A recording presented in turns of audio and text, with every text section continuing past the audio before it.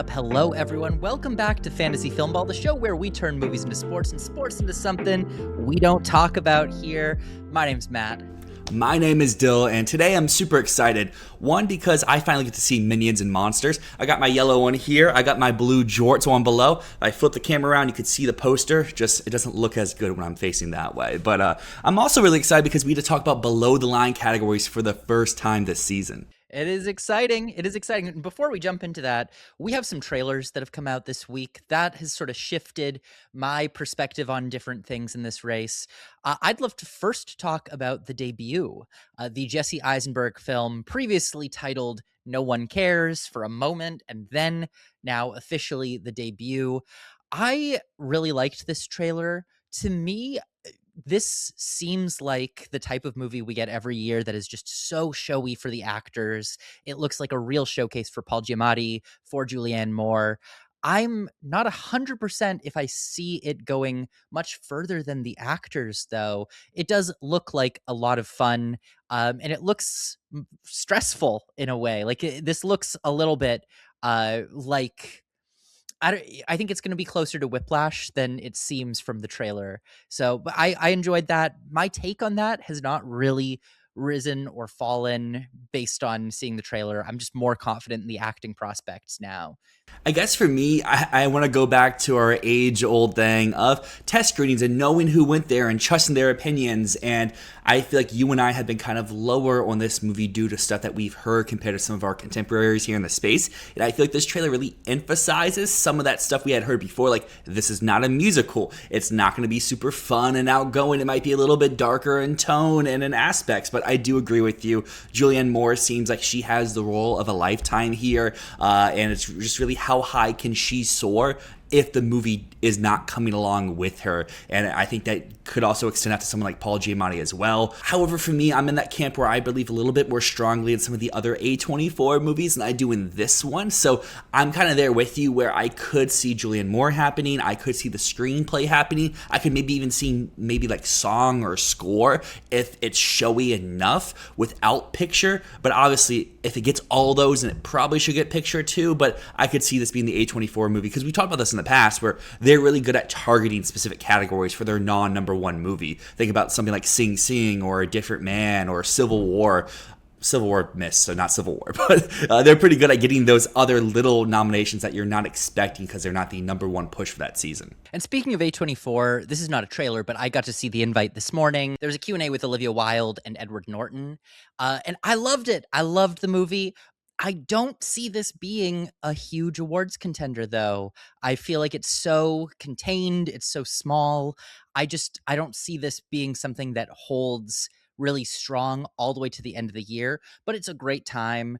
And I came away really impressed by Olivia Wilde as a director. It really surprised me hearing her talk about what she did in this film, the improvisation that she opened the film up to. It was really, really enlightening. You know, I really came away from that respecting the hell out of her vision. Like she really set out to make a Mike Nichols movie, and she did it.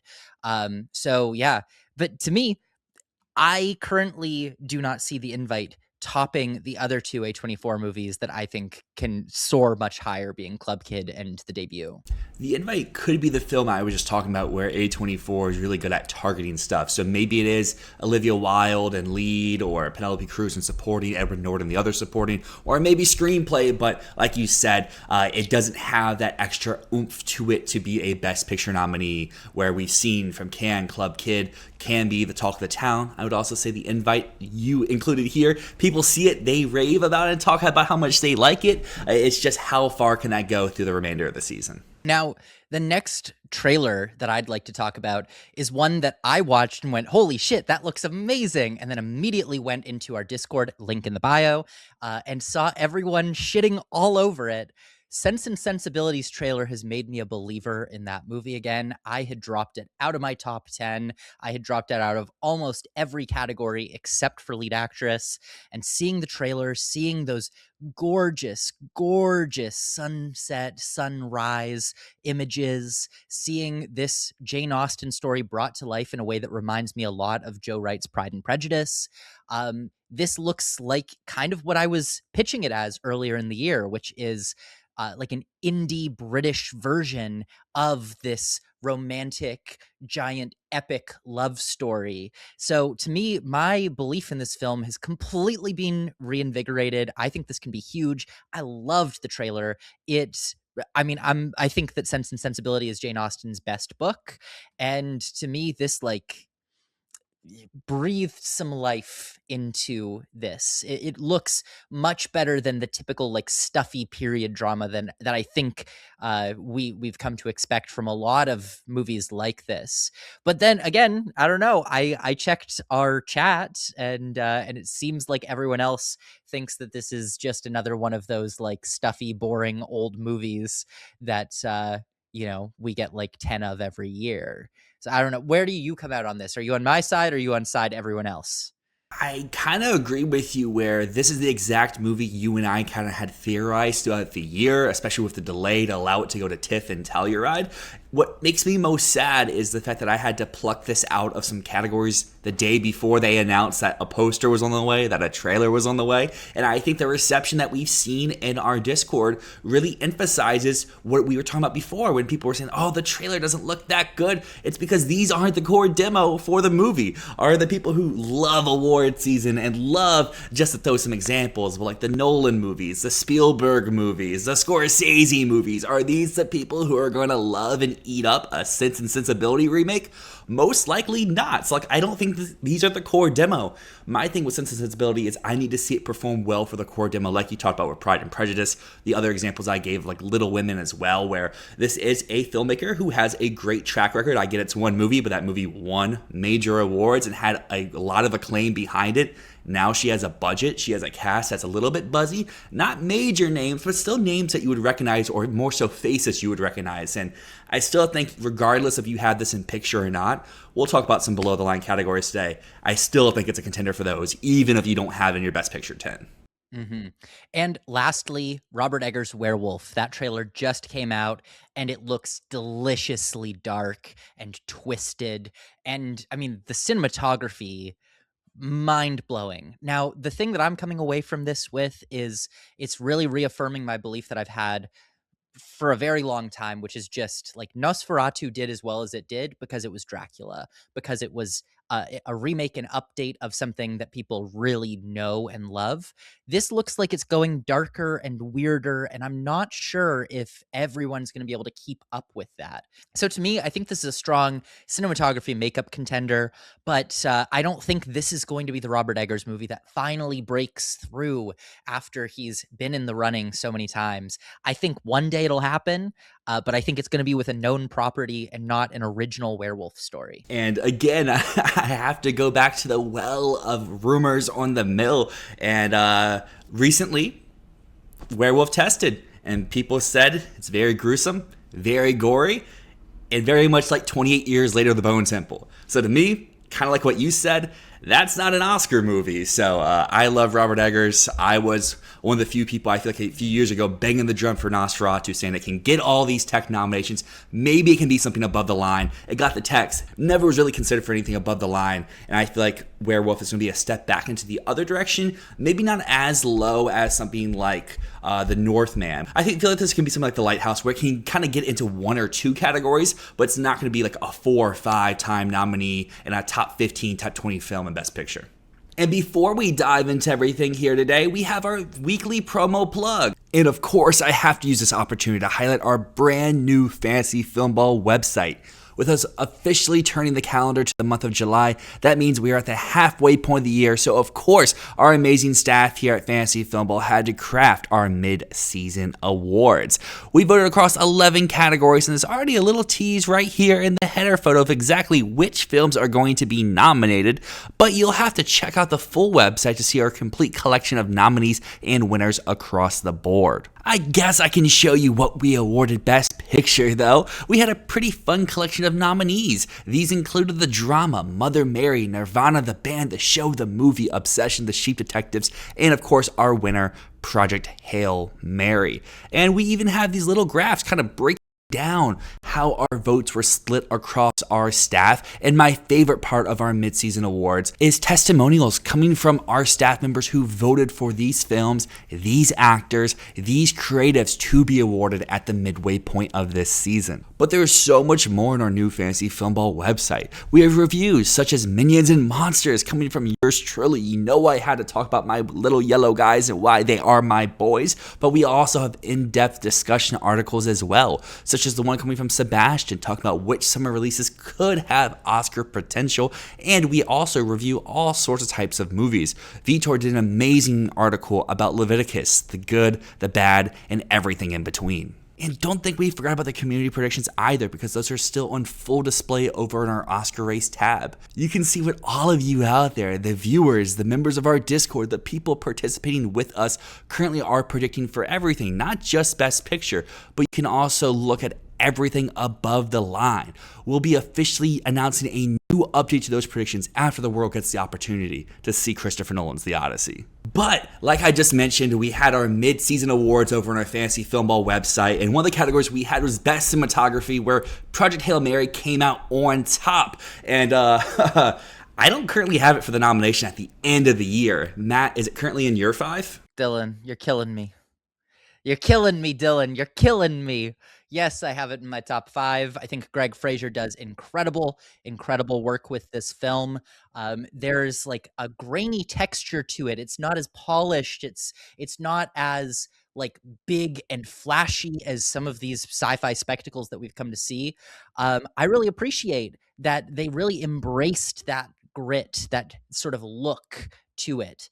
I don't know if it's actually shot on film, but there's times when it looks like it is. And also, adding in this whole element of the visual effects being integrated in camera, using the infrared camera as a way to portray that beautiful scene of fishing for the stuff in space, where suddenly, we switch to an infrared camera and we get this whole other world opening up to us.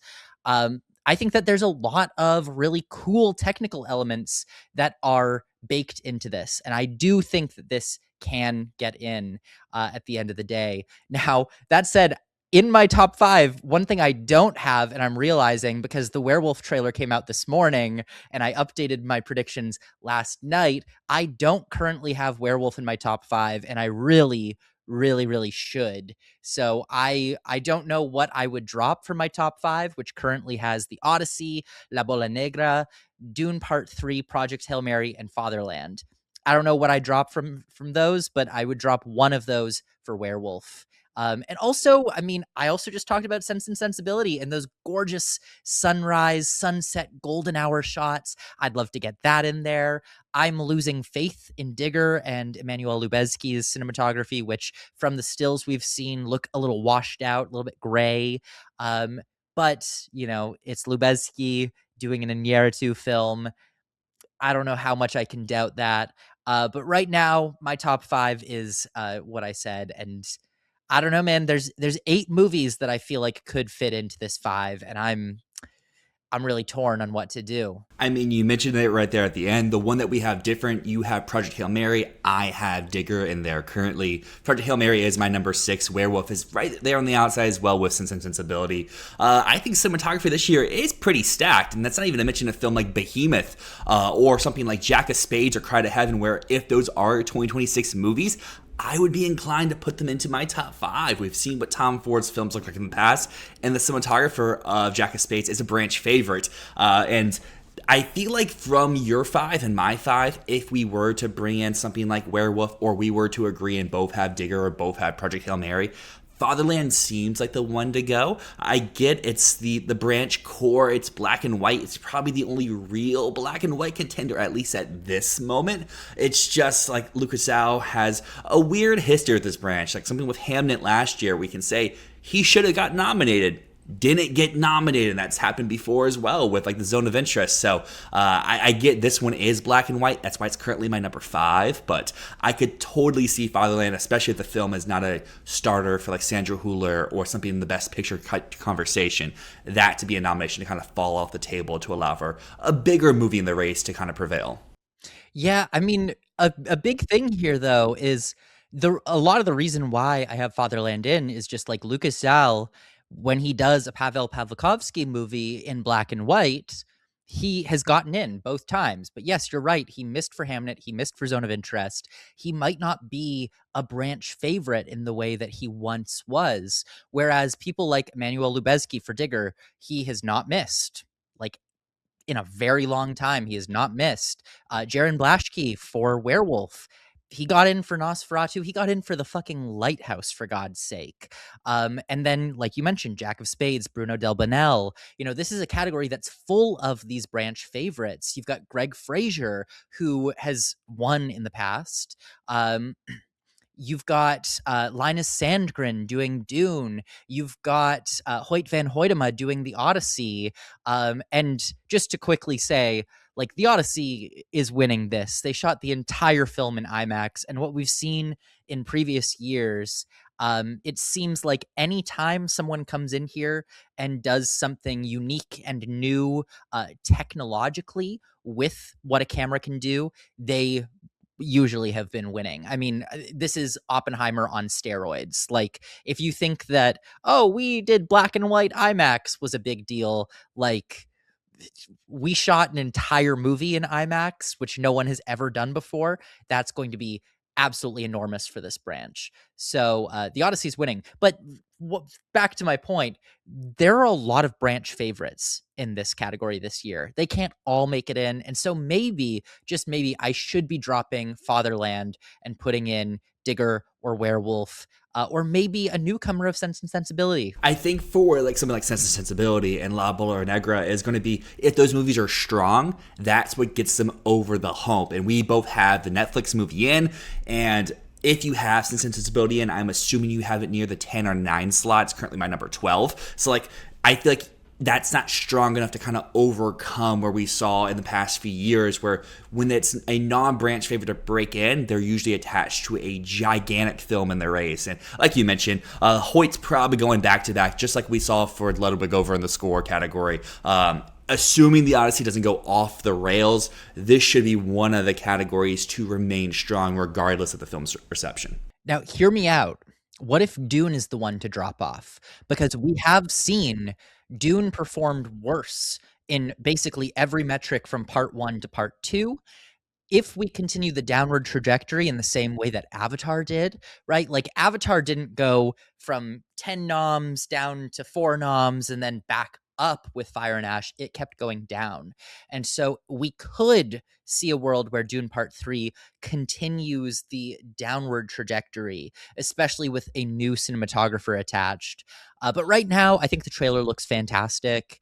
And it's possible that the fact that it's not Greg Fraser, it is Linus Sandgren doing this, that might make it feel new or fresh enough.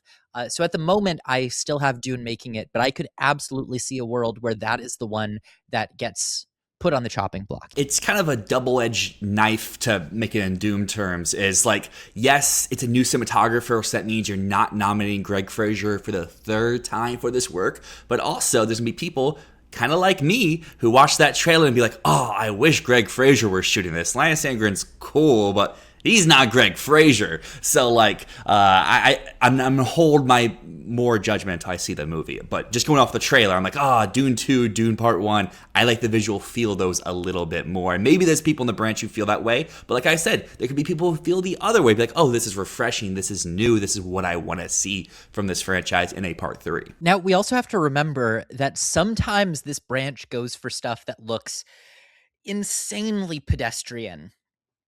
Think The Trial of Chicago 7. Think Belfast. They often like stuff that's just like well shot and bland. What if The Social Reckoning gets in here?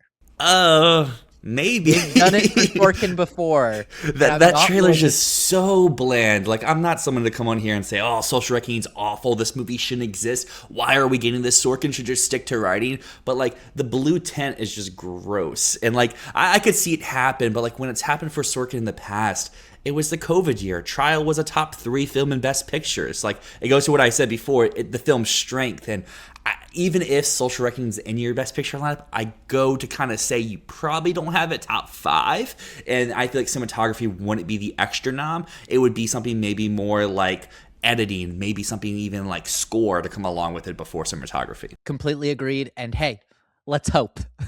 Let's hope. Well, you mentioned Hope. Hope is not getting nominated in cinematography, and it's definitely not going to be nominated in our next category of best editing. This is another one where we kind of align. As I'm looking here, we are 4 out of 5 again, and you can probably guess the one movie that we have different in both our lineups. Oh, you don't have Project Hail Mary. And you don't have Digger. And I don't have Digger. Yeah. But let me make a case for La Bola Negra as the winner of this category.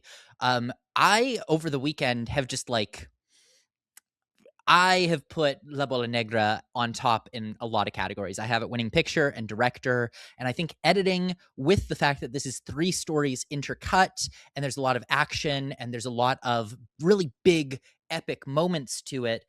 This feels really strong for an editing win.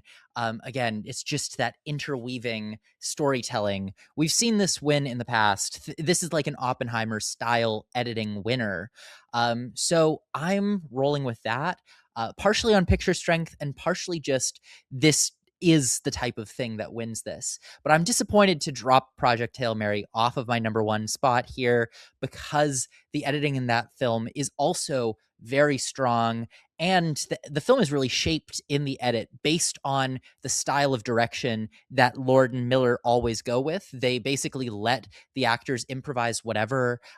They play around on set so that when they get into the edit, they can sort of reshape the narrative based on whatever happened on set, rather than going really off of the script. They sort of let what they get, what the actors give them, dictate what the film is. And I think that really goes to show how strong their editor is to have to deal with the chaos that they create in a set environment. But yeah, I mean, La Bola Negra right now is just on top. I am sort of getting the feeling that this sweeps. So if it sweeps, editing comes with. I mean, to boost your promotion, your campaign for it right here, I do believe in an ulterior world, Amelia Perez probably would have won editing at the Oscars, largely for telling multiple stories at the same time, and it totally could happen this time around. Before you yell at me, I do have The Odyssey at number 1 for telling this grand, epic scale story in a condensed fashion, but I do admit editing kind of comes down to what are your top 5 films in Best Picture, unless you have a Vroom Vroom movie in there as well. So Odyssey, La Bola Negra, Digger, Wild Horse 9, Fior are my top 5. But I do have stuff like Dune Part 3, Project Hail Mary, Behemoth, really ready to poise to jump in to take out something if Digger does fail like you are predicting, if Wild Horse 9 is more a Begonia type level contender, or if Neon goes in different directions with their main push this season. Of all of the categories, this is not one that I'm going to yell at you for having Odyssey number 1, because they do like a big epic action movie. Like the editing branch has historically shown that. This is not a screenplay thing where I'm gonna yell at you because nothing like the Odyssey ever fucking wins that category. The Odyssey is a very typical editing winner, at least in like the 2010s decade. The 2020s has been dominated by Best Picture winners. It's been dominated by sweepers. Editing is likely going to come along. You've got Anora, you've got Everything Ever All at Once, you've got One Battle After Another, right? Like all of these films, they win everything, and then they also win editing. Whereas like from 2012, I want to say, to 2021 or whatever, editing was dominated by blockbusters that had big sound. You would win sound, you would win editing. And I will say that like the Odyssey is definitely a sound contender. And if we're going based on that old logic that we had like 5 years ago, the Odyssey would be very fit for a win here. I just personally, I don't think that Nolan's winning another sound prize at this point. And you know, I also just don't think the Odyssey is going to sweep Best Picture. So to me, I'm going to go with the film that I think is stronger in Best Picture, which is La Bola Negra and Project Hail Mary. And Wild Horse 9, honestly, stronger. And that's my thing in this category. As I'm looking here, you bring up the sound correlation. I only have two sound nominees in my editing five. Maybe I should boost up Project Hail Mary. Maybe I should boost up something like Dune or Behemoth, as I mentioned before. Just my hesitation with Dune is it won sound last time without the editing nomination. So, like, that one I'm a little bit more reserved to do it. And why would Dune get in editing here if, like, I don't know, it would take that movie being so hugely uh bigger and better performing than part two was. Now the last one in my five that we haven't talked about is Fjord. And I think this one is really interesting because there are so few edits in this movie. Like it's a lot of long shots, a lot of long takes. Um, and we often see this branch gravitate away from that type of movie. And it was really interesting because when we had a chance, I mean, the name drop here, when I had a chance at the Fjord after party to talk to Christian Mungiu, something he told me is that after they finished the film, he edited the entire film to a final cut in 3 days. It took 3 days to get the picture cut.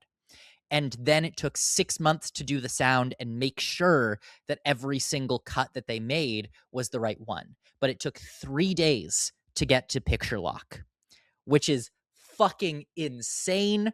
And I feel like you get up there and you tell that story and you talk about how purposeful you were with shooting the film for the edit. That could really resonate with some of the editors here. They were extremely purposeful, and it really goes to show how sound work can shape an edit and can shape a movie.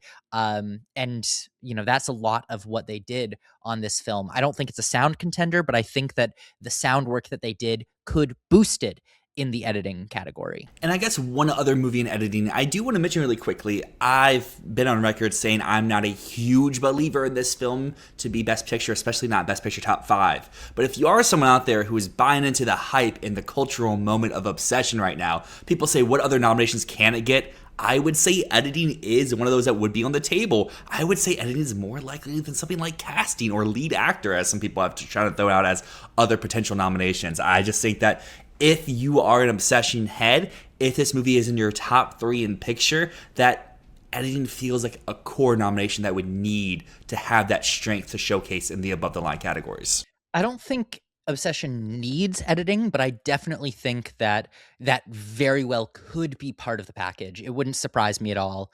But I don't think the film needs it in order to be in Best Picture. That's fair. That's fair. Maybe editing is a little bit too much of a pull for a category, but over in our next one, production design, you have a very fun pool here. One that I wasn't really even considering. It wasn't in my top five or top 15, I should say, when I made these graphics. But now I should probably make some space for it because, yeah, production design branch, maybe they may not nominate, but it's definitely going to get precursors, and that's Backrooms.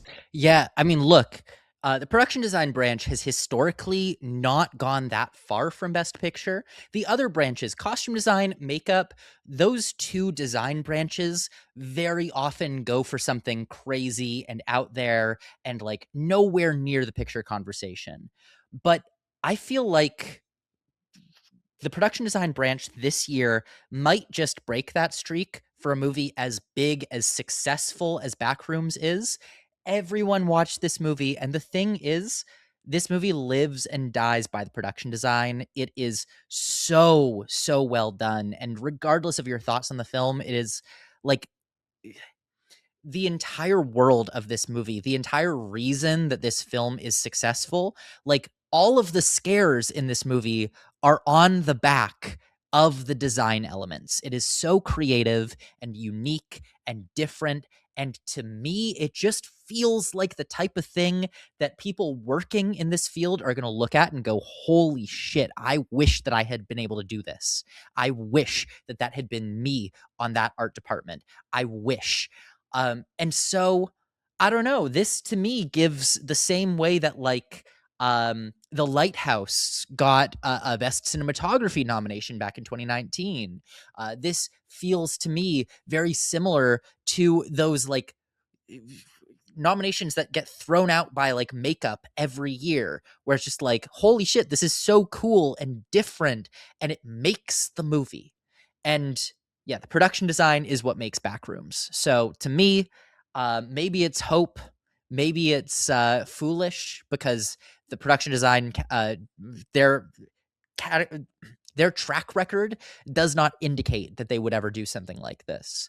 But I want to believe. I want to believe, and I think that A24 can campaign for it. I think that this can be a different man in makeup. I think that this can be the lighthouse in cinematography. I think it's just so cool and unique and different.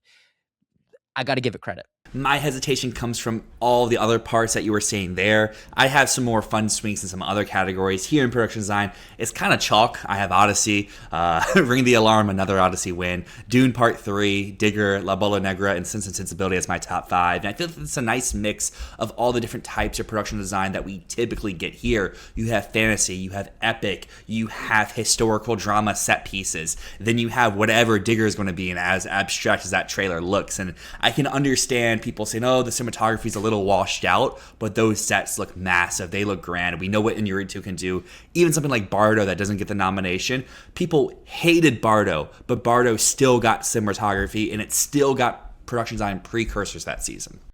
Yeah, and with Digger, I mean, I don't fully know what the film is about, but based on the little bits that people have told me, it seems like they're going to be doing like a Synecdoche, New York recreation of like the world, I guess.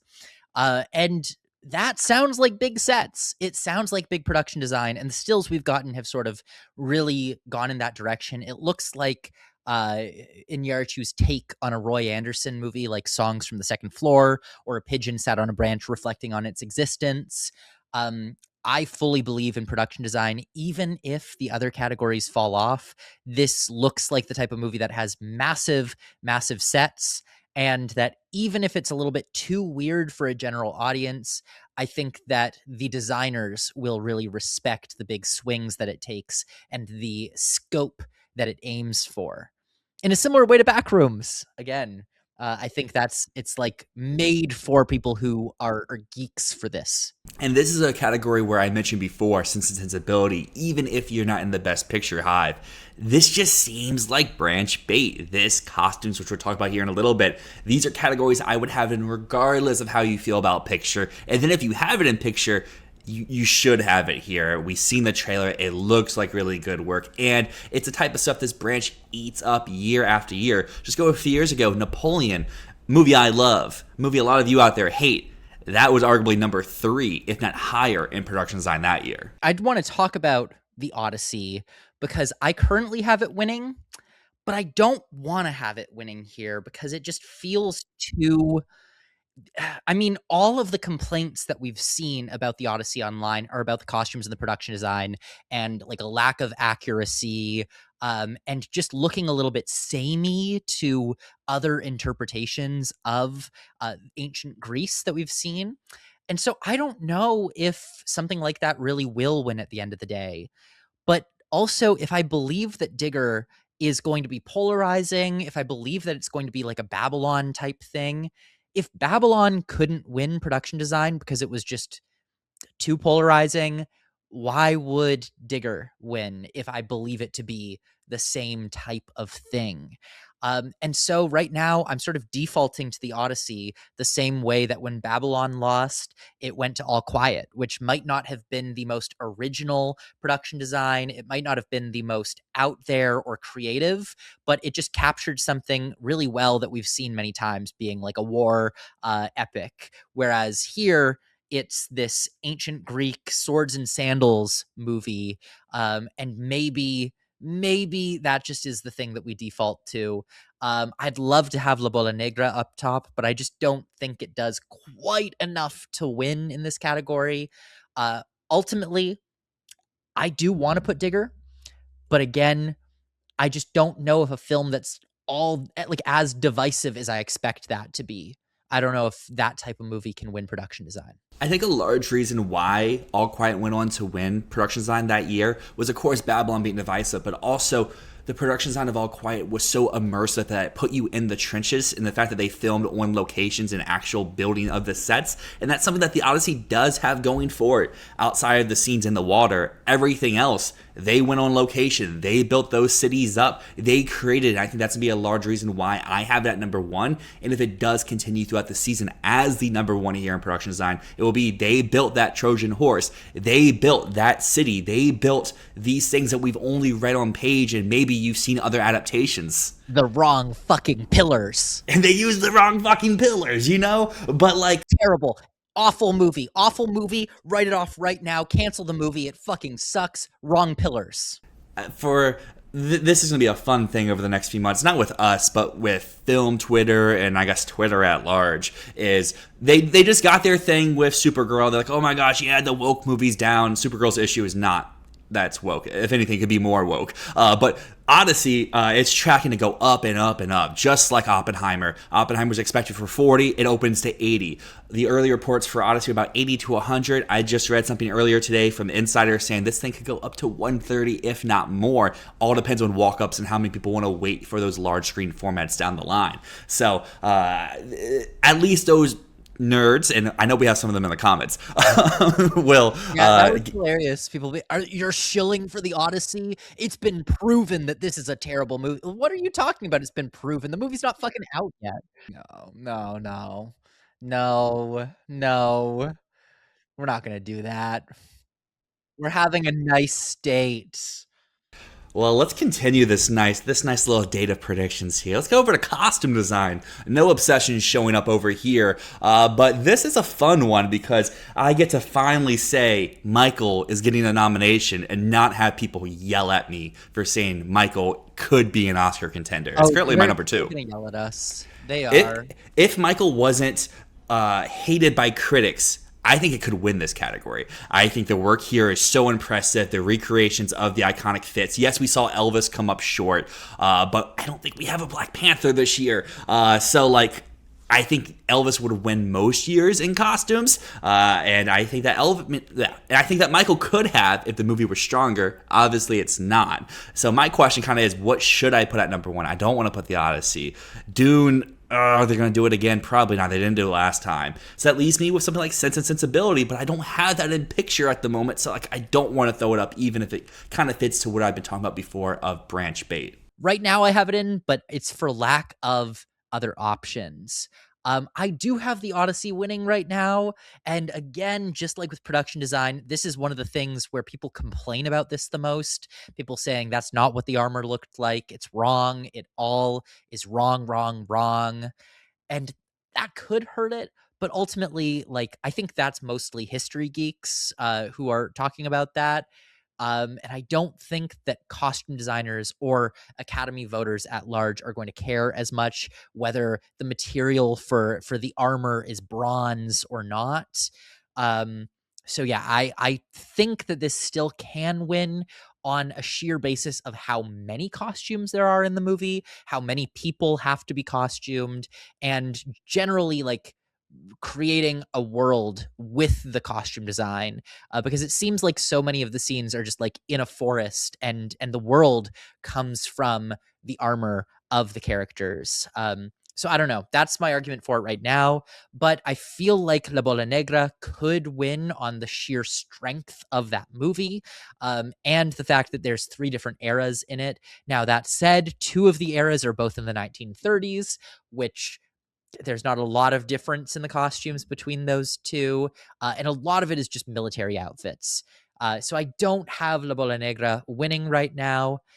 And I do think that Devil Wears Prada gets a nomination, but I don't think it can win. I feel like I'm a little bit biased when it comes to Devil Wears Prada too, because my girlfriend works in fashion and she did not like the outfits. That tells me like, oh, costume people like it. They obviously have different tastes, but I'm coming with clouded judgment in that area. This is a category though where if Cry to Heaven does release this year, I would instantly shoot it to my number 1 if I have it in Best Picture. I feel like coming from someone like Tom Ford, with it being a period piece movie, with it sprawling over multiple decades like La Bola Negra, I feel like that feels like something that could be a costume winner, but neither of us really believe that it is a 2026 movie at this moment. And just looking to some other things next in line, I think Wuthering Heights, if they can pull off the right campaign, could easily sneak in and be that 5th slot type nomination. The costumes in this film are so gorgeous. This feels like something that the guilds will show up for, but I just don't know if Warner will give it the push it needs for the actual Oscar nomination, considering that they have Dune that could get a nomination here, and some people would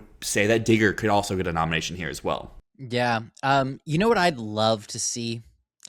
I love boosters. That is some of the coolest costume design that I've seen in a film in a long, long, long time.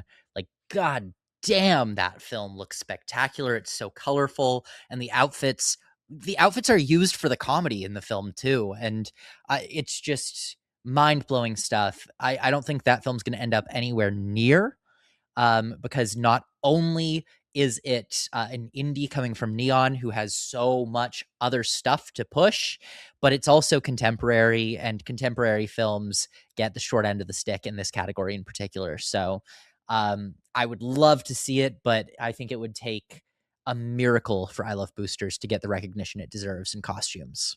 Well, talking about miracles, our next category of makeup and hairstyling, I feel like typically gives us that miracle type nomination of a film that's nowhere else in the Oscar convo outside this category. And it doesn't even need to be something that has all the precursors. It just shows up because Makeup Branch is going to do what Makeup Branch wants. We talked about Golda being caked up. Well, what if you take Alexander Skarsgård and make him a sexy man out of straw? So I have Wicker, not for the win, but I have it in here for the nomination. I feel like that's the most out of the box pick here. One awards experts like in the 20s. So I want to claim that one early, like I had for Golda that year, and then over in costumes that year for Mrs. Harris Goes to Paris. This is where my flag stays. It'll stay there until it misses the shortlist.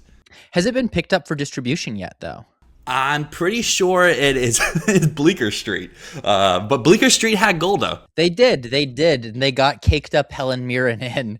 But let me actually just check this right now. I'm gonna go on IMDb Pro because I had not been under the impression this had I could be distribution. wrong.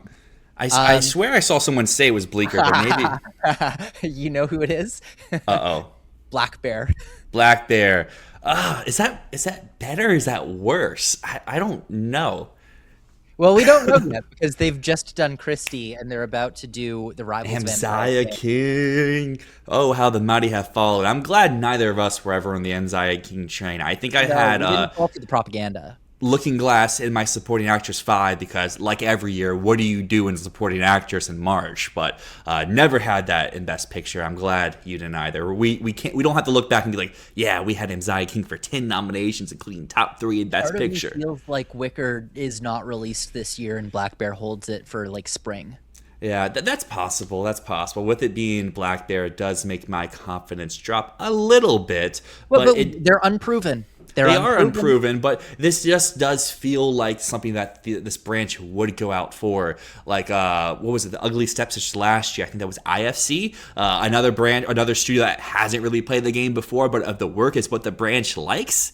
They show up if it actually is released. I mean, hey, the makeup and hairstyling branch last year shortlisted the Billy Zane movie, or was that like 2 years ago? The Marlon Brando one. They shortlisted that, and I don't even know that movie has released yet.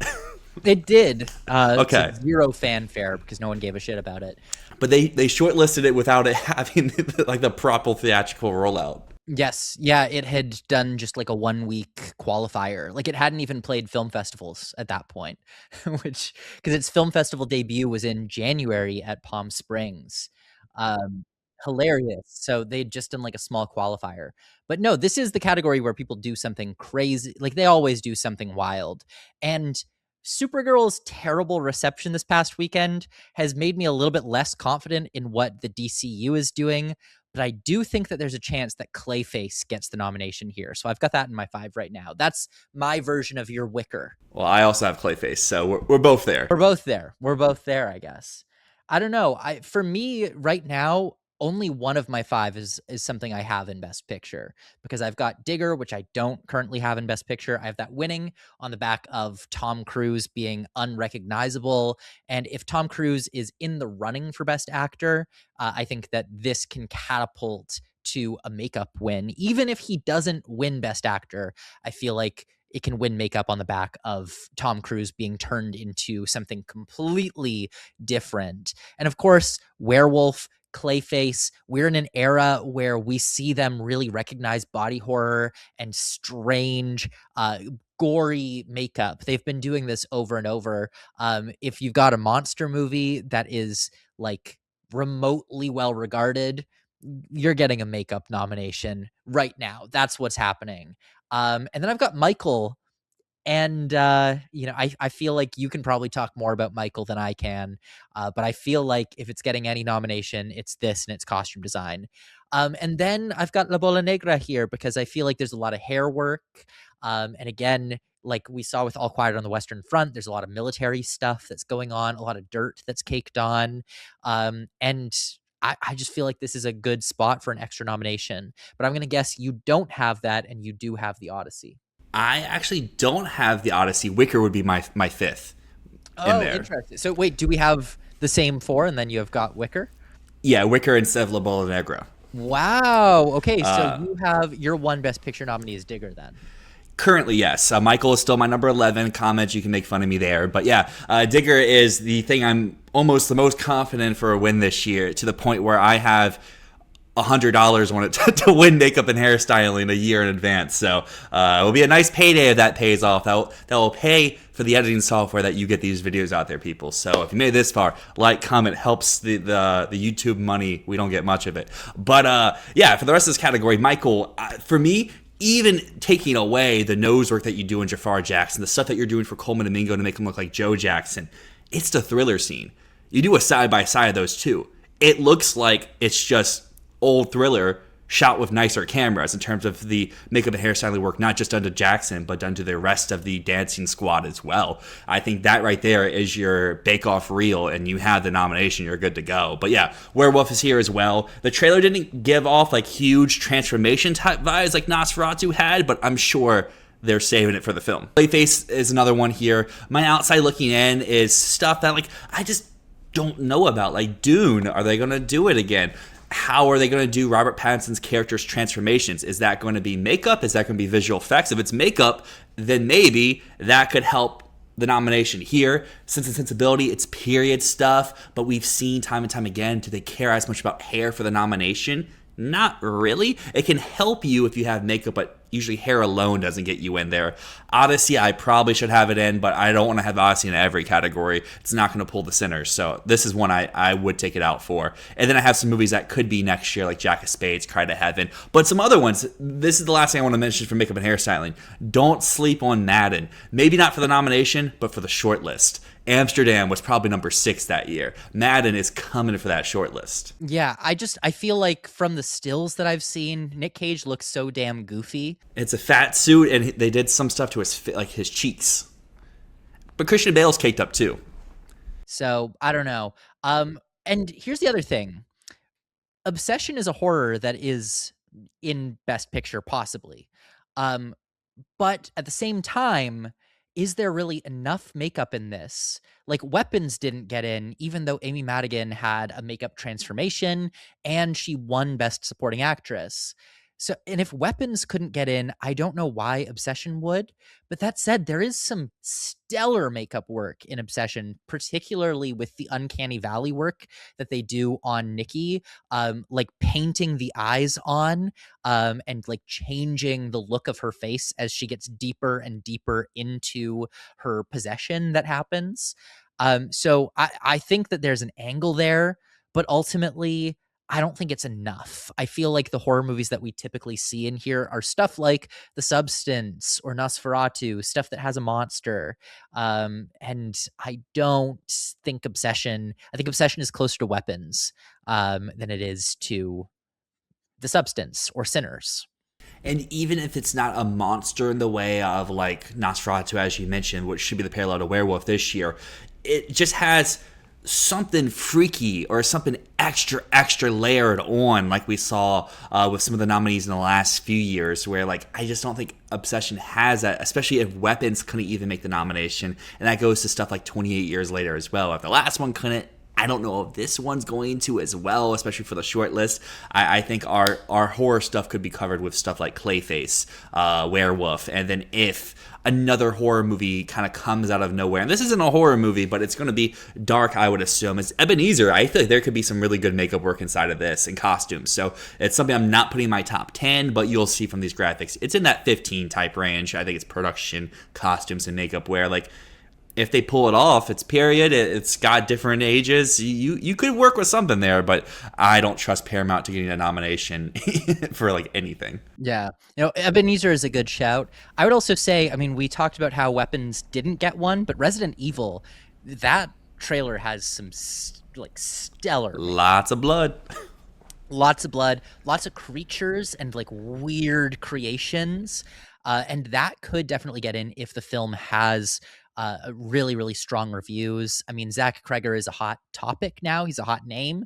But at the same time, like it is a video game adaptation, and there's so many other horror movies this year that I think are going to be a little bit more prestigious or going to have a little bit more of that cachet that I don't know if Resident Evil is going to be able to sustain. But I could definitely see myself dropping Clayface and putting Resident Evil in my top 5. Well, let's keep chugging along here and come to a category where you actually have Dune Part 3 getting a nomination. It might be the first one of the day here in Best Sounds. So I'm glad at least you have it in for the nomination and for the win, because I'm shocked. I'm a little surprised, actually, that you don't have Project Hail Mary, considering the fact that it's your Best Picture winner. Well, actually, I mean, I just dropped Project Hail Mary off of my Best Picture win. So when I did have Project Hail Mary winning Best Picture, even then I didn't have it winning sound because I think Dune is just so undefeatable in this category. I mean, it's fucking Dune. It's all of the big blasts and the booms and the rocket ships and the everything.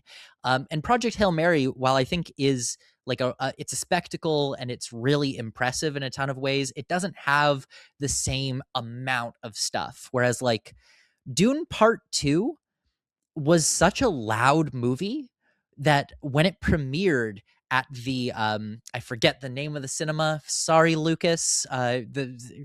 Our channel's friend, sound designer Lucas, he had told me that at its London premiere, it blew out the speakers in the cinema because it was that loud. And the thing that amazed me about the second Dune movie is that I've never heard a movie that loud where the dialogue was that legible.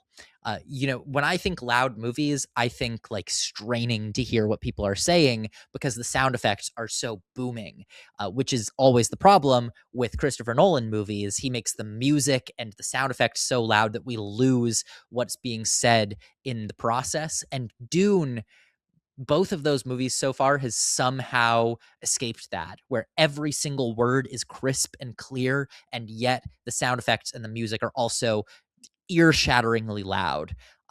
Project Hail Mary doesn't have that. It's not the like blow your mind sound. It's just it does what it does and it does it well. But Dune is on another planet when it comes to sound design. Sound is honestly one of the hardest categories I've had to put together for this video because, like, Dune Part 3, check. Odyssey, check. Project Hail Mary, check. That's 3 of the 5. La Bola Negra, most likely, check. Behemoth, most likely, check. That's 5. I don't have any more slots, and that's not even considering things like Michael, where if it's a Best Picture player, it could get in. People are going to laugh at me mentioning Michael and immediately following up with The Mandalorian and Grogu, but I just wrote an article for our website, and Star Wars is 9 for 11 in Best Sound. And the ones that it misses are the original, not the original, are episodes like 2 and 3. We have to keep in mind that those were years when they had 2 categories for sound, right? Like the original trilogy they had 1 sound category. The prequels had 2 categories and they didn't get like Phantom Menace did, but Attack of the Clones and Revenge of the Sith did not get it. And then the sequel trilogy, there was also 2 categories. How many of those got both categories or just got sound editing? Because sound editing is a completely different thing. and isn't going to be valued as much. Like the what we have now, best sound, is much more reflective of the sound mixing category than it is of the sound editing category. And I would think, just going off the top of my head, I would think that a lot of those Star Wars movies, which were more financially successful and visible than Mandalorian and Grogu, um, those movies probably just got sound. I would think Force Awakens might have got both. And that's why at the end of the day, I do have it out. Yes, you can point to the amazing 72.7% hit rate in this category. But as you mentioned, the movies that tend to miss are the weaker ones in the series. And you can probably say to some people, Mandalorian Grogu is the weakest in the series. So that's why it's on my outside looking in. But I wouldn't be shocked for something like Cry to Heaven. Again, mentioning this movie, if it comes out, it would be a strong contender. But Doomsday, the Marvel movies, they've been missing for a while, but if Doomsday comes back with a punch, it could show up in this category. But I feel pretty good with my 5, and barring something weird, this will probably be my 5 from June till March. But yeah, I mean, Behemoth, that's a big one. Outside of the 3 big action movies that we have of Dune, Project Hail Mary, The Odyssey, I mean, Behemoth is all about the music. And my question is just, how much are they going to recognize this in sound versus just score? And can the score carry it into sound? I'm not sure. But that's because we just don't know all that much about the movie yet. So I don't know. What do you think about Behemoth? I guess for me, it kind of goes off of what the description says. A cellist returning to Hollywood to play in an orchestra conducting music for Hollywood films. So I would assume there's going to be sequences of them playing music, and that goes to what we see year after year. The music films are equally, if not stronger sometimes, than the action blockbuster spectacles. We've seen a few years ago where we got 3 music movies into our lineup of Wicked, A Complete Unknown, and Amelia Perez. And this year, we really only have 2 in the conversation. Cry to Heaven would make 3, Michael would make 3 if they were stronger movies or coming out this year. But I just feel like I said before, this 5 here, at least in my opinion, is a sit and forget all season long. Well, I think it's time to talk about Mando and Grogu for an actual nomination, and that's over in visual effects, because you can say they don't care about Star Wars, they don't care this, that. There's a 90.9% hit rate in this category. Star Wars has only missed once with 11 movies, and that was all the way back in 2005 with Revenge of the Sith, a year where they only had 3 nominations. Those nominees were King Kong, which won the category, Chronicles of Narnia, and Tom Cruise's War of the Worlds. So, like, if they had 5 nominations, it probably would be there. It would be a perfect 11 for 11. This year, obviously, this movie is very much not liked, but I think there is room because this category looks a little light. And my neighbor, you can probably hear in the mic, is a dog watcher. She never watches her dog. She just lets them sit in the crate all day, and they are howling like crazy. They want to see the Mando nomination. I'm so much more hot on this movie than everyone else, which is crazy because I'm not a Star Wars guy. And I think that I really like The Mandalorian and Grogu precisely because I think Star Wars is like largely extremely overrated. And I really appreciate that Mando and Grogu feels so unlike any other Star Wars movie. But that said, in the visual effects, it does exactly what has always made Star Wars perform very well, which is like a combination of computer graphics and puppetry. The fact of the matter is, this movie brilliantly intertwines the practical effects and the CG. We get these really spectacular computer animated monsters alongside like cute little puppets that are just puppeting along the whole time. I think that Grogu is a really great example of the meshing of modern and classic visual effects. So the only question on my mind about Star Wars, Mandalorian, and Grogu is the unpopularity of this film going to stop it from getting a nomination? That's the only holdup that I have on this one, because otherwise, this does every single thing it needs to get a nomination. Well, now time to talk about the rest of the visual effects category. I assume we both have Dune in. You out there probably have Dune as well. We all have Project Hail Mary. And now the real question comes to is, do we all have The Odyssey? Currently, it's my number 5, and Matt, I see on your graphic here, it's at number 3. Number 3 for me, I mean, Nolan has been really consistent with visual effects. I mean, Oppenheimer almost got in. Did it get the short list? I can't remember. It missed the short list, but had it made it to the short list, it probably would have got the nomination because that was the year where no Best Picture movies made, and that allowed for your number five, Godzilla, to win. Yes, yes, yes. But outside of Oppenheimer, which again, like there wasn't a lot going on there. Nolan is like the one filmmaker that can say fuck CGI and still get nominations. Tenet was basically all in camera, and that got the win. And I feel like the Odyssey is going to have a really interesting mix of practical and CG because there's some things in there that you just simply can't do practically. And I think that the way that Nolan uses CG to enhance rather than to be the only thing, like there's no blue screens just completely taking over everything. He uses CG very, very cleverly to add to the film rather than like becoming the whole film. So I think that there is a good chance for this one. Granted, we haven't seen the film yet. No one's seen the film yet. And it's possible that this is more like Dunkirk, where, the CG is just really background. Um, but I don't know. Right now, it's a big action epic that I think is in Best Picture. So with that said, visual effects feels very likely for it. And you can see from the photo right here, I showcase the image of the Cyclops. I think that's the large reason why it will get the nomination here is because you're going to have at least one character, if not more characters, that are going to be visual effects in front of you on the screen. Our one difference in the category comes from you have Godzilla coming back around after its win last time to repeat for a nomination with -0. I have the newest Avengers movie with Doomsday in my top 5. And funny enough, making all these graphics earlier today, Doomsday is one of 2 movies that had no official stills for me to use. Doomsday. I mean, we're getting GTA 6 before a Doomsday trailer. At this point is what it feels like. I don't know, man. Like Marvel has just slipped so much to a point where I just don't know if they need a nomination. In fact, I mean, I've got Avengers at my number 6 spot right now, but I could absolutely see the end of Oak Street or even Wildwood getting a nomination in visual effects over Avengers. Right now, I'm going with Godzilla -0 because fuck it, why not? Why not? I feel like this is going to be there was such a push around that last time, and I think that there might be some lingering residual love for that film and what they are able to accomplish with a smaller team.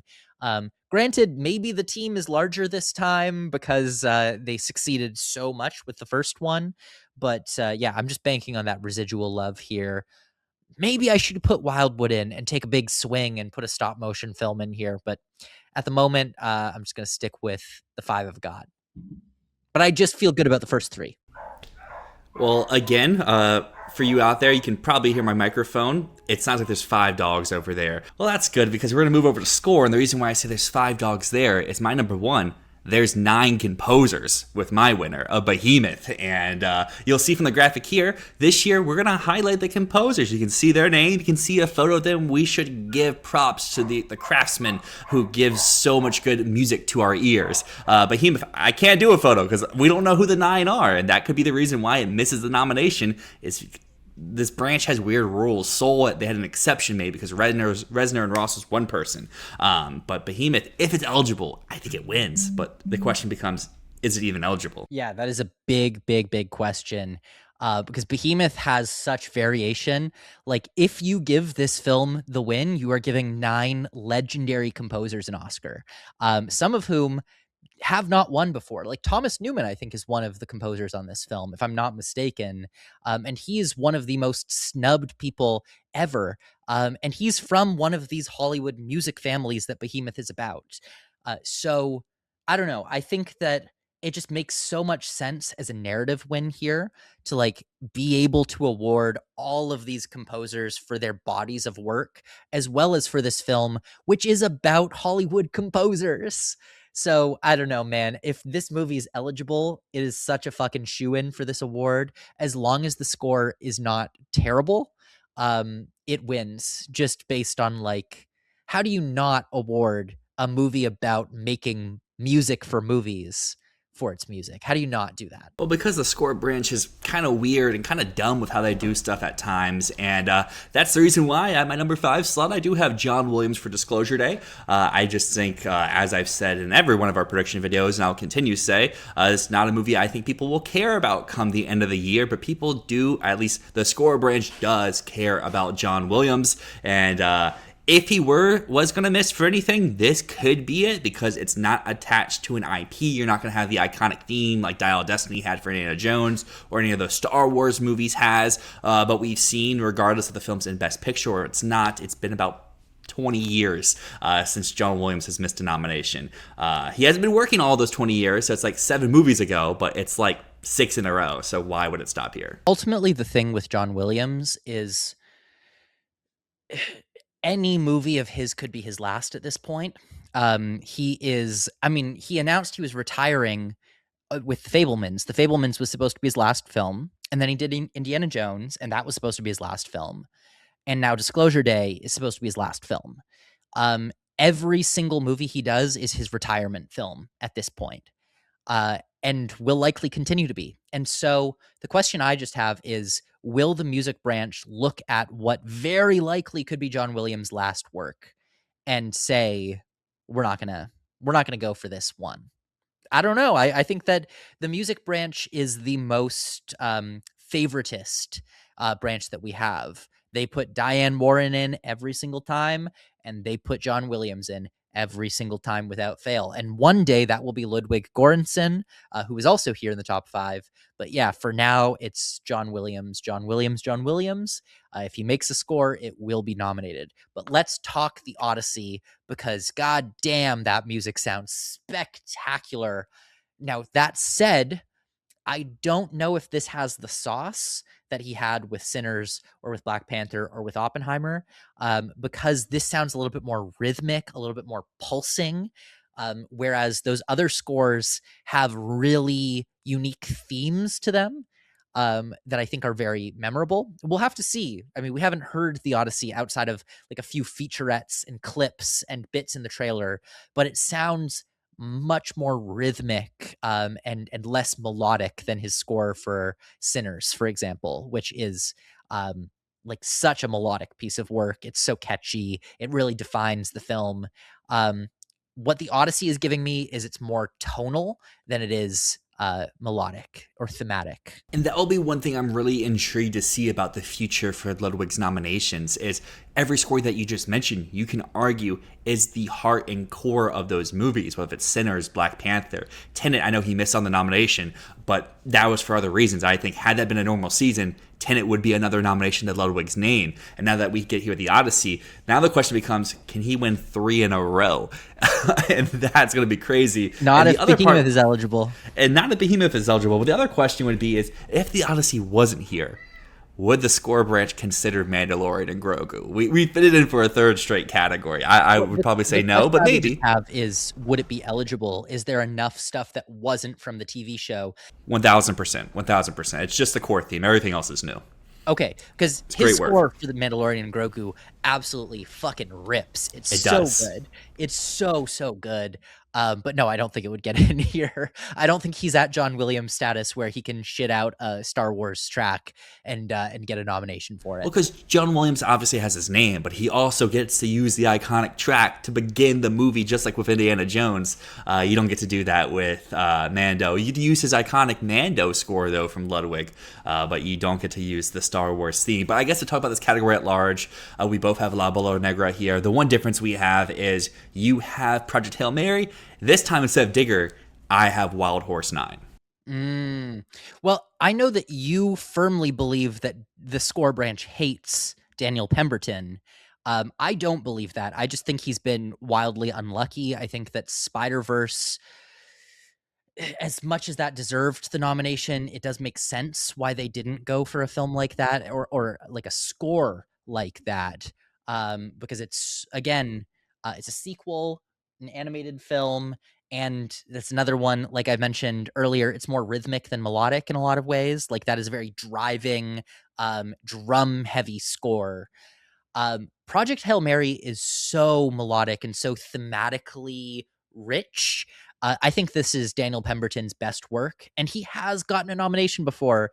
Trial of Chicago 7 got a song nomination. It's not like they are completely averse to his work. They have nominated him once. And to me, this is just the biggest film that he's done. And it's a score that I think is so much more friendly to the Academy than anything he's done before. So I really do believe in Project Hail Mary. I'd love to hear your thoughts on Wild Horse 9, because yes, you're right. Carter Burwell has gotten in for his McDonough work in the past.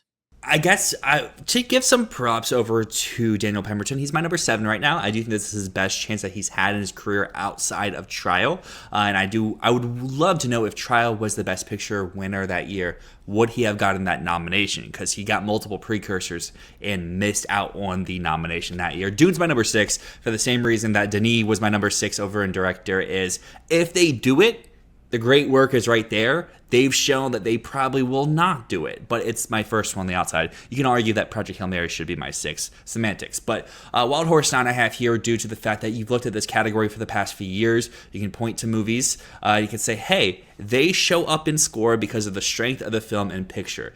And they have an iconic theme tied to them. Look at something like Begonia. Look at something like American Fiction. And I think that Wild Horse 9 can easily fill in that slot this year, where you can say on paper, is this the most showy score? Is this the most memorable score? Maybe not, but it's tied to a film that the Academy at large is liking. In the music branch, for as weird as they are, I'm surprised they fall into that cliche more often than you would expect. Oh, totally. I also just want to give a shout out to Obsession here. This is another category where if Obsession really overperforms, the score is so integral to that movie. It really shapes your emotions through the whole thing. And there's a lot of clever stuff in there, like the themes that they use to indicate what the One Wish Willow is doing. A lot of cool stuff that the score is doing. So if you're big on Obsession, I would say it's within the realm of possibility for a score nomination. The last one I want to mention, score, and do I buy this for a nomination? Probably not. But assuming Reznor and Ross are doing the score for Cliff Booth, I'm just excited to see what they're doing, working with Fincher and bringing this new type feel to the Once Upon a Time in Hollywood franchise, I guess we have to call it now, because Tarantino loves using his throwback tracks and needle drops. Fincher typically doesn't, so I'm very excited to see what they pull out. Is this going to be another techno score, or are they going to go for a different type of direction? But we talked about a lot of categories today, and we're finally to our final category of the day, Best Original Song. And for the first time in a few categories, we don't have the same winner, because you're going with a song that you've heard. I'm going with a song that I've heard, and it's from the woman who wins so many Grammys, so many awards. Oh, don't. Maybe it's time for No. her Oscar now. Toy Story hasn't lost yet. I Knew It, I Knew You, Toy Story 5, Taylor Swift is at the top of my list. See, maybe if the song wasn't bad, That doesn't matter for this branch. They don't care about quality of songs. We see that year after year. yes, but like something that we've seen also happen is every year it seems like there's a big pop star who writes a song for a movie, and the fucking Golden Globes, the Critics' Choice nominate it and maybe even give it a win, and then it doesn't make the Oscars. And I think that there's a huge possibility that they don't fall for the Taylor Swift propaganda. Taylor Swift has missed the Best Original Song nomination in the past. She did a song for the Hunger Games Cats and before, crawdads. and Crawdads. And I don't know. Yes, Toy Story 5 is a huge movie. It's going to get the animated feature nomination. And yes, this song went fucking number 1 on Billboard, but I don't buy that. The song doesn't feel like Toy Story to me, right? Like, um, Was shocked that it doesn't play during the movie. That's just a credit song. I was waiting the entire time for like an emotional moment where Sarah McLachlan's song, they use fucking Sarah McLachlan's song multiple times without her singing, but like they use the theme of that in the score. And they never once use the Taylor Swift song because it feels like an afterthought. It feels like a marketing technique. It is not part of the movie. I think it's just so transparent. Granted, I have it at number 2 because I'm not going to bet against Taylor Swift, but I would be so disappointed in them if they went for this. And the thing I will say is, yes, Randy Newman won for Toy Story 3, but Toy Story 4, they did not win for that. They did not win. That went to Elton John, and it shows to me that you don't need to go with the Toy Story song. You really don't need to go for the Toy Story song. And Toy Story 2 also did not win. I think Toy Story 1 did for You've Got a Friend in Me, but I don't remember for certain on off the top of my head. But for me, like I don't think Toy Story is infallible for a win, because again, it just lost to a song from Rocket Man that got no other nominations. And if this is competing against the emotional climax of La Bola Negra, which I just don't see a Toy Story song that's a credit song that feels like an afterthought. I just don't see that winning. Those are great points. I hope that you're correct. I don't have faith in this branch. They let me down year after year, time after time. It's not the branch that votes for the winner. Or the nominations do dumb stuff all the time too. And that's why if you look at my graphic here, I point out how dumb it is because my number 5 isn't from a movie. It just says a random doc song. I don't know what this song is. We don't know what the song is. It probably hasn't been recorded yet, but it's going to get the nomination. Yeah, that's my number 3 is just Diane Warren. Oh, I had Diane Warren at my number 4. I have 2 unnamed, unfilmed, unfilmed associated spots. Yeah, my 4 and 5 is Diane Warren and a random doc. So your Viva Verdi spot, yeah. Or not even just Viva Verdi. This could be the Elton John song from a few years ago. Not the one that won, but the one from his celeb doc. We have those songs. Sweet Dreams of Joy. Yeah, you have these songs year after year that just show up out of nowhere, that no one knows, that makes the short list. They're like, wait, that doc had a song? I didn't know that. And then they get the nomination one way or another. It's going to happen again this year unless the debut has multiple songs. I have it in here for one song because I'm assuming if she is giving her debut performance that she's going to have a debut number, and you would assume that it is a original, but maybe it's not. I don't know. It says in the trailer, original song, music and lyrics by Jesse Eisenberg. There we go. So I'm assuming whatever her big number is will get in here, but who knows? Maybe they're all just joke songs because Jesse Eisenberg is joke haha guy. But, and it's also like, it's hard for me to imagine that, I don't know, that just feels like something that is going to work well for the movie, but not work really outside of it. Like, I don't think anyone's going to be going and listening to whatever Jesse Eisenberg writes for this movie. I think it's going to work well for her character, but I don't see it being something that the music branch will really respect or love. So I don't have the debut in my top 5 right now. But allow me to make a case for La Bola Negra. I don't know the title of this song.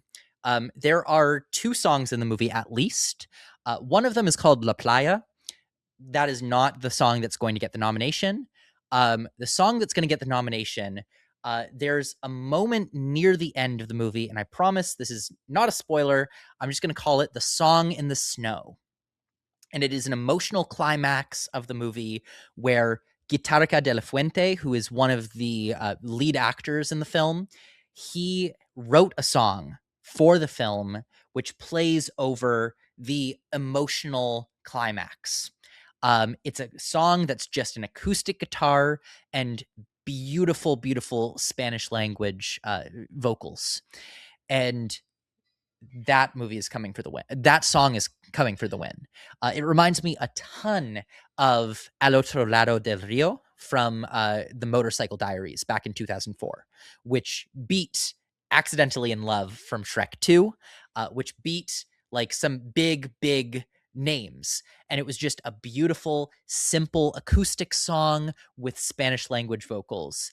Now, the thing is, La Bola Negra is a much bigger film than The Motorcycle Diaries was, which gorgeous film. If you haven't seen it, it's amazing. Go watch it. But I just don't see how, if La Bola Negra is across the board a big contender, the song that will make every single person weep in this movie, I don't see how that misses. Also, just to clear the air right now, I've heard so many people still say that La Bola Negra is a musical. It's not.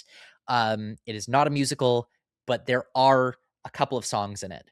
And this song is mind-blowing. So pencil it in. I was told the name of the song. I was talking with one of the actors from the movie. Again, name drop. I was talking with one of the actors and I was like, what is the name of that song that happens when your character is walking in the snow? And he told me all about it. And he was telling me that they would play it on set to get them into the mood of the scene. And he told me the name and I fucking forgot the name of the song. I think it starts with an M, but I don't know. I just know it's not La Playa because I directly asked, oh, I've heard that one of the songs is called La Playa. Is that the song in the snow? And he said, no, no, no, no, no, it's not. So for now, just remember the song in the snow, whatever it's called, that's winning. Well, you heard it here first. An hour and 15 minutes inside the video. Not La Playa. Switch up the awards expert. I could go into detail about some other songs here, but it's original song. We don't know the name for half of these songs yet. We don't even know who's singing these songs yet. I just know that if your case for Taylor Swift is pop songs that I don't care about, blah, blah, blah, I would get Lady Gaga out there, but I also can't tell you what else to put in there because it's June. We don't know these songs yet. Yeah, I mean, the thing is, I think Gaga's song "Shape of a Woman" for Devil Wears Prada 2 is a much better song than Toy Story 5. Then I knew it, I knew you. Shape of a Woman is really catchy. Granted, I Knew It, I Knew You went number 1 on Billboard. Shape of a Woman, I probably don't even think charted. So it's possible that song just gets forgotten, but yeah, at the moment, I think Gaga and Taylor make it in. But I think it's very possible that either or both of them get snubbed. And also, I have How to Write a Song Without You from Power Ballad here, but I don't know if I buy it. I don't know if I buy it. I wish I could buy a nomination for any of the Wuthering Heights songs. Chains of Love is still one of my most played songs of the year. Dying for You is a banger, but this is not what this branch goes for, especially for a movie that is not in the conversation whatsoever. But yeah, that's brought us to the conclusion of going over, what was that, 9, 10 tech categories? Very fun video. First time of the year. Yeah, first time of the year. Oh, last thing. Apparently, Olivia Rodrigo has a song for Spider-Man, so... Yeah, let's go. Let's go. I have the new vinyls over there. New vinyls over there. Probably her best album so far. Oh, dude, I have played that like I think I've listened to Olivia too much, 25, 30 times on repeat, just like spinning it back, spinning it back. So I don't know, maybe they just are like, it's your year. Hey, it's your year. Maybe she had the Hunger Games song, couldn't break the Hunger Games curse. Who knows? Maybe it'll be the first original song nominee. That's not even true. Black Panther got 2 in. So I was going to say the first MCU song, but we've had 2 of those. Oh, man. I would love to see Olivia Rodrigo get in. One of the great minds of our generation. So good. So good. So good. But yeah, that's the end. Bye. Thanks for sticking around. Appreciate you listen to us ramble. A lot less contention in this video than the last one, so I think we need to step it up in the next one and yell at each other a little bit more. And that's the fun thing is we have a little bit till the Odyssey, so we shouldn't do another picture because that will change after watching the Odyssey. So I think we should do a fun one, which can be the spec categories of doc, international, and animated, because you can enlighten me on doc and then you can yell at me for animated. Yeah, I would love to. I would love to. Because my goal is, in about an hour, my little yellow guys, the Minions, and I've heard it's the best in the franchise. So let's throw in the 5. Let's throw in the 5 for fun. We'll see if that holds true. If Despicable Me 2 could get a nomination, why not this? Why not? Why not? Little Sammy Fable Minion. Strong year, but we'll talk about that next time. Anyways, thank you so much for watching. As always, my name's Matt. My name's Dyl, and this has been Fantasy Filmball.